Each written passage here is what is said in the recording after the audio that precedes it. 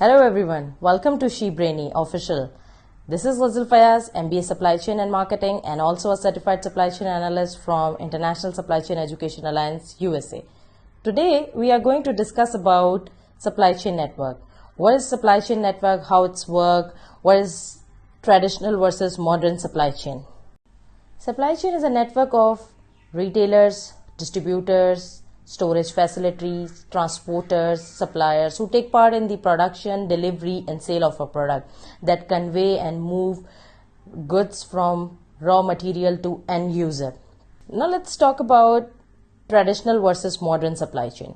So traditionally organizations only focuses on their organization, what they produce and provide, not on what actually and consumer receive. उनको इस बात से कोई गर्ज नहीं होता था कि एंड कंज्यूमर को क्या रिसीव हो रहा है.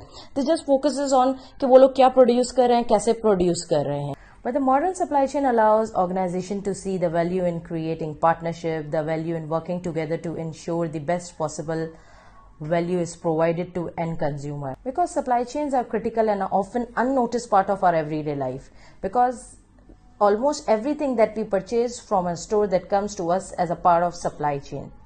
So, summing up this video, supply chain starts from the resource base and end to the consumer base. And in between there is functional activities like purchasing, warehousing, transportation, delivery of a product, availability of a product at supermarket to end consumer. Any question, please ask, comment below, like, share and subscribe this video. Thank you so much.